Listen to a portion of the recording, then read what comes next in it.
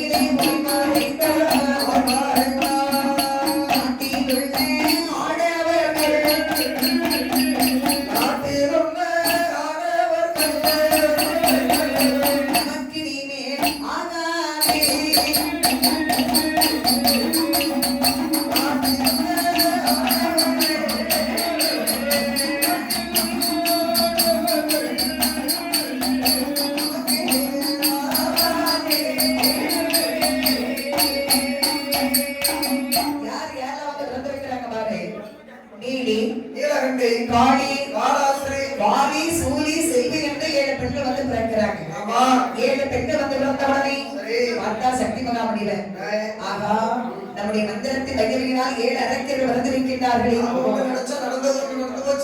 7 அரக்கி பெண்களை நம்ம சமாளிக்க முடியுமா? முடியாது. உலகத்துல ஒரு பொம்பளை வச்சு சமாளிக்க முடியல.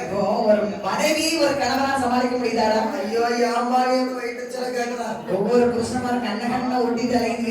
எத்தனை பேர் ஒண்ணு குழம்பி கலையிறோம் தெரியுமா? எனக்கான நிலைமை. அம்மா பாலிய மேல இருக்கும்போது எவ்வளவு ஜாலியா சுத்திட்டாளுது. ஆனாலும் கல்யாணம் சொல்லுறதா ஒட்டி தலைகிறா. நம்ம கல்யாணம் முடிஞ்ச போறதா நீங்க சொன்ன மாதிரி முற்று கொட்ட போறதா செம்பரியாட்டு முட்டை எப்படி இருக்குன்னு தெரியற மாதிரி. கல்யாணம் முடிச்சு செய்கை கட்டுறது. அதாவது ஒரு மனைவி ஒரு கணவன் சமாளிக்கிறதா வச்சுக்கீங்க. அந்த மனைவி மேல் இந்த கணவனுக்கு பாசம் இருக்கணும். ஆமா பாசம் இருந்தா தான் மனைவி அடிச்சாலும் மிதிச்சாலும் நம்ம பொண்டாட்டி தானே அடிச்சுட்டு போறான். கண்டிப்பா அவன் தானே 2 மிதிச்சிட்டு போறான். சாதாரண விட்டுருவாங்க. அதே மாதிரி ஆனால பொண்டாட்டி கைப்பட்டாலும் குற்றம் கால்பட்டாலும் குற்றம். ஒரு புருஷன் மேல பாசம் இருந்தா பொண்டாட்டி மாதிரி என்ன சொல்லுவாங்க தெரியுமா? எவ்வளவு அடிச்சாலும் என் வீட்டுக்காரர் அடிச்சாரு, பக்கத்து வீட்டுக்காரங்க அப்பா என்ன நேரத்துல ராத்திரி கூட வீட்டுல ஒரே பாத்திரம் உடஞ்சு பூனை உருட்டிட்டு கிடந்துச்சு. நான் அவியதான் அடிச்சுட்டேன். அவியன தொடுவாங்களா எங்க வீட்டு ராசா? அந்த நாளையில வீட்டுல விடிய அடியும் வாங்கிட்டு பழையா இருக்கும்போது பழனி சமக்கு போய் காய்ச்சா பழனி காய்ச்சிட்டு தவறமா பழைய ஊத்துவாரு. அவ்வளவு வேலை செஞ்சுட்டு வீட்டுல கொஞ்சம் வேலை செய்யலன்னா எங்க தாத்தாலாம் எங்க பாட்டி வீட்டை சுத்தி வாடுவார். கருப்பு மட்டியை செஞ்சுக்கிட்டு பின்னாடியே வாடுவாரு. அவ்வளவு அடியும் பட்டு எங்க பாட்டி திடீர்னு அம்மா வீட்டுக்கு போயிட்டாலும் எங்களுக்கு கூட போவாரு. கூட போகும்போதுன்னு சொல்லுவாரு ஏப்ப தெரியாம வச்சுட்டேன் நான் இன்னும் சாப்பிடவே இல்லை. கொஞ்சம் அடிச்சு இன்னும் சாப்பிடலையா? ஆமா. ஐயோ உங்களுக்கு சோறு போட்டு தட்டுல மூடி வச்சுட்டு தானே வந்தேன். அடியும் வாங்கிட்டு சோறு போட்டு மூடியும் வச்சுட்டு வந்திருப்பா. அதான் அவளுக்கு பேர் தர்ம பத்தினி. அடிச்சாலும் பேசுவா, அடிக்கிறதுனாலும் பேசுவா, கொடுத்தாலும் பேசுவா, பணம் கொடுக்கறதுனாலும் பேசுவா. அப்போ ஒரு மனைவியை சமாளிக்கணும்னு சொன்னா மனைவி பேர் கணவனுக்கு ஒரு பாசம் இருக்கணும். அதுபோல இந்த பெண்களை சமாளிக்கணும்னு சொன்னா இந்த தவசாலிக்கு பெண்ணாசை இருக்கணும். ஆனா இவர் எப்படிப்பட்டவர்னா மண்ணாசி, பொன்னாசி, பெண்ணாசி, மூமாசி விருத்தவர். இவருக்கு பெண்களை கண்டாலே 10 அடி தூரம் தான் இருப்பாரு. அப்படிப்பட்டவர் பெண்களை சமாளிக்க முடியுமா? முடியாதுல்ல. 7 பெண்கள் நமக்கு ஆகாது என்று 7 பெண்களை காட்டி விட்டு சக்தி மகாமுனிவர் மறைந்து கொண்டார். என்ன சொல்லுவாங்க? மரத்தை வச்சவே தண்ணி ஊத்துமா அப்படிமாங்க. மரத்தை வச்சவே தண்ணி ஊத்துமா. அன்னைக்கு எங்க தாத்தா ஒரு மரம் வச்சாரு. இவன் போய் அந்த மரத்து வீட்டுல தண்ணி ஊத்திட்டு இருக்கான். இந்த தண்ணி சூச்சு இடியும் மரத்து பக்கம் நீ போட பாத்துக்கிடுவேன். அதாவது 7 பெண்கள் அந்த காட்டில் அழகாக வளர்ந்து வருகின்றார்கள். வளர்ந்து வரக்கூடிய சமயம் பர்வத காலம் வருகின்றாள். வயலுக்கு போயிட்டாளா? பருவத காலம்னா அவன் 7 பேரும் பெரிய மனுஷி ஆயிட்டா. நல்ல ஊர்ச்சோறு தின்னுருப்பா, வளர்ந்துருப்பா. பெரிய மனுஷி ஆயிட்டா நம்ம தாத்தாட்ட கேள்வி கரெக்டா சொல்லுவாரு. ஏன் தாத்தா பெரிய மனுஷி ஆவறதுன்னா என்னது? ஆமா, இல்லைன்னா ஒண்ணும் தெரியாதுல்ல. ஏன்னா அப்படின்னா என்னது?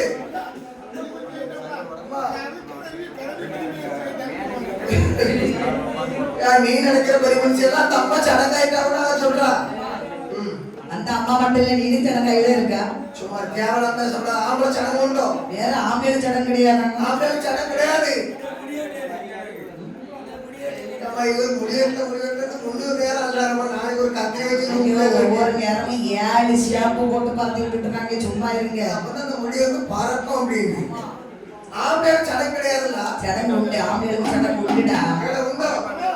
அது எப்படி சடங்கு ஆகலாம்? உங்களுக்கு யார் கல்யாணம் முடிச்சு வைக்கா? மாமு சடங்கா? மாமு சடங்கு இல்லையோ? ஆஹா, தனி சடங்கா? அது எப்படி? இப்போ ஒரு 13-14 வயசு வரை பாரு, சின்ன குரலா இனிமையா பேசுவான். ஒரு 14-15 வயசுல அந்த குரல் அப்படி வெட்டிச்சு செத்தறி மாற தெரியுமா? கலத்த குரல மாற தெரியுமா?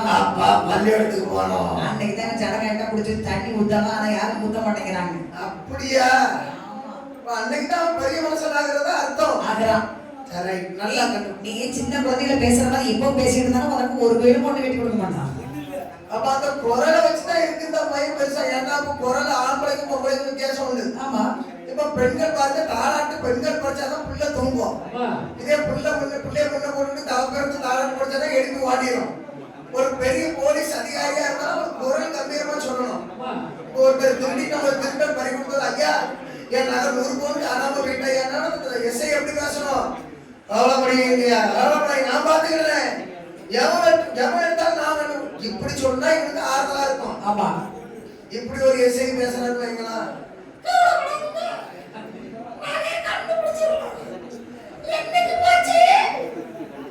அவன் பாப்பான் நகையே காணாம போல. எனக்கு ஒரு வாத்தியம் பையனை மிரட்டுறதுல ஒரு குரல் இருக்கணும். ஏன்னா வீட்டு மாட போல திருக்கி எடுத்துருவேன் கார கூறுகின்ற பையனை.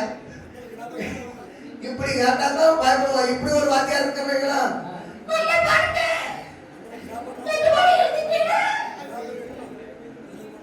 அதே மாதிரி 7 பெண்களும் பருவத காலம் வருகின்றார்கள். ஒழுங்கா பொலிசு விட்டுருக்காங்க. ஆகையால் என்ன இது பாருங்கள், 7 பெண்களும் அந்த காட்டிலே பேசுறாங்க. சரி அடி அக்கா, இவ்வளவு நாள் நம்ம சின்ன வயது. ஆமா, இனிமேல் பிரச்சனை கிடையாது. இவ்வளவு நாளும் காட்டிலே ஓடினா விளையாடணும், எந்த ஒரு பயமும் இல்லை. ஆனா இப்போ பருவம் மங்கையாக இருக்கும். இனிமே நம்ம காட்டுக்குள்ள தன்னந்தனியாக வாழ முடியாது.